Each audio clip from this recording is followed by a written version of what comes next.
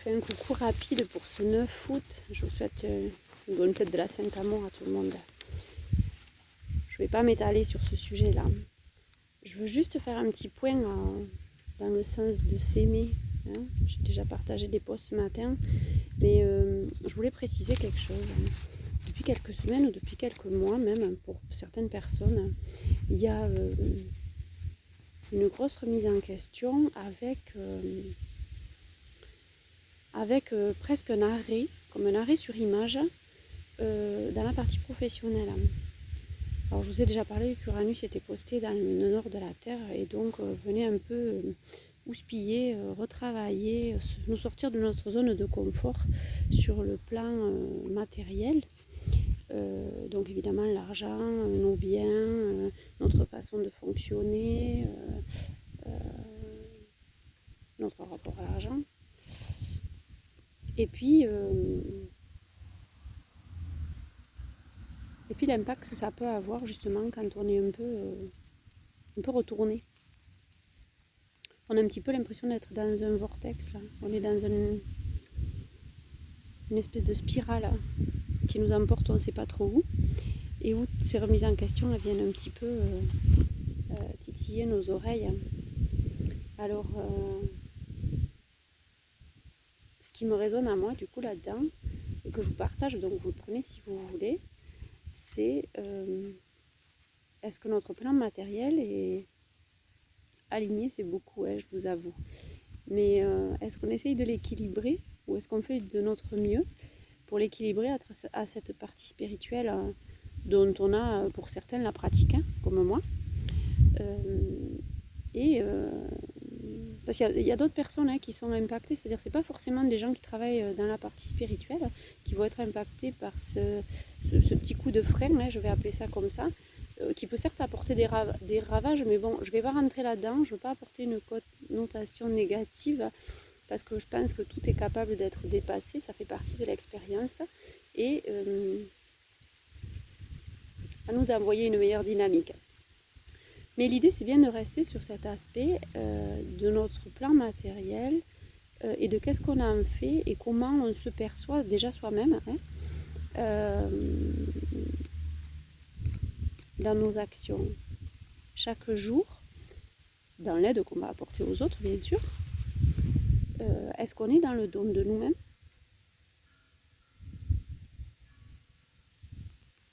Est-ce qu'on est trop dans le don de nous-mêmes? Est-ce qu'on n'est pas assez dans le don de nous-mêmes? Je vous parle de ça parce que ça fait partie de l'aspect matériel et de nos fréquences en fait, et de la vibration que justement il faut équilibrer sur le plan de la balance. Essayer de temporiser. C'est de notre responsabilité, en fait c'est ça l'idée, que d'arriver à nous auto-jauger quelque part là-dessus. Nous sommes responsables de la fréquence que nous allons envoyer, de la vibration que nous allons donner aux autres. Est-ce qu'on n'est pas dans la démesure? Est-ce que parfois on ne donne pas trop de temps et au final on veut absolument contrôler la situation? Puisque chaque extrême va amener à ce résultat, peu importe la question qu'on s'est posée au départ. Ou plutôt la réponse à cette question.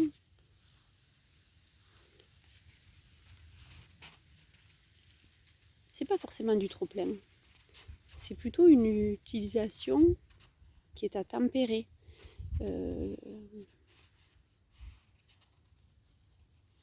Peut-être que je suis un petit peu en avance, c'est possible. Je suis en train de me dire que peut-être dans mon ressenti, je suis un petit peu en avance. On n'est pas encore sous le signe de la balance, c'est rigolo. Mais moi, c'est ce que je ressens là pour cette pleine lune en Lion, en fait.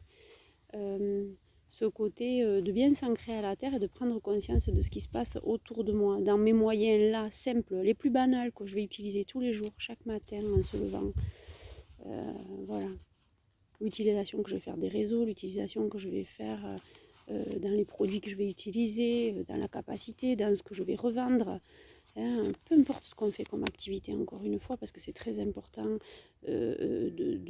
d'accepter que c'est sur tous les plans d'activité, tous les secteurs. Voilà. Et sur tous les plans de vie aussi, d'ailleurs. Si on prend l'exemple des flammes jumelles, pour ne pas en nommer un autre, puisque ça me concerne aussi, de travailler ce couple sacré, hein, je préfère l'appeler comme ça, perso. Il y a cette notion d'équilibre aussi dans ce que j'utilise autour pour vibrer avec l'autre et comment je m'en sers pour moi et comment je vais m'en servir pour partager avec l'autre aussi. De ne pas rentrer dans de l'influence, dans de la manipulation. Voilà.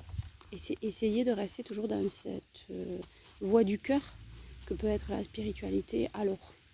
Et qui, à mon sens, doit être, j'ai envie de dire. Hein. J'aime pas trop ce verbe de devoir, mais là, pour le coup, c'est peut-être une responsabilité. Donc oui, un devoir qu'on se doit d'abord envers soi-même que d'utiliser la voie du cœur.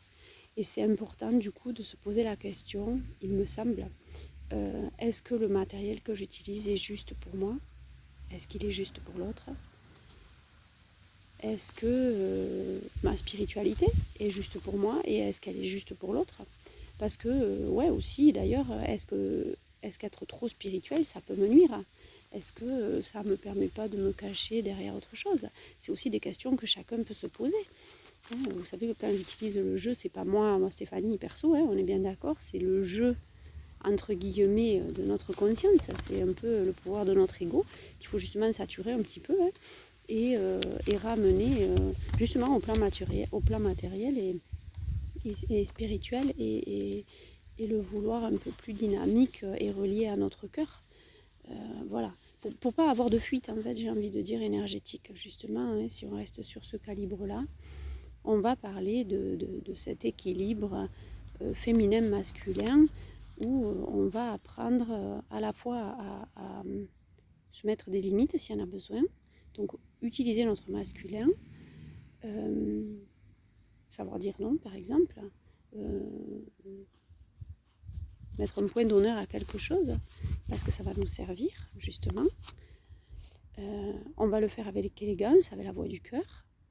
Pas besoin d'être, comme je disais l'autre fois, dans ce ton un peu guerrier, c'est pas utile. Et puis pouvoir du coup laisser exprimer notre partie féminine qui va être plus créative alors parce qu'elle aura tout le loisir, le plaisir de réaliser ce qu'elle veut avec moins de limites ou plus de possibilités, plus de place. Voilà. Donc l'idée c'est un petit peu ça. Donc si ça peut aider certains d'entre vous, posez-vous cette question de est-ce que ce que j'utilise, est-ce que les outils que j'utilise, est-ce que les moyens qu'on m'a donnés, déjà est-ce que je m'en réjouis, parce que c'est bien déjà de prendre, alors non pas, c'est pas une idée de contentement, c'est une idée de savoir se satisfaire aussi et de prendre plaisir de ce que la vie nous donne, auquel cas il nous appartient de le changer, ça on le sait déjà.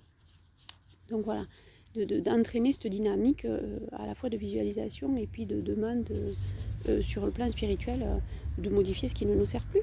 Et c'est là qu'il faut apprendre à non pas croire que ça nous appartient jusqu'au bout, mais de le laisser passer avec fluidité et d'accepter que on passe à autre chose.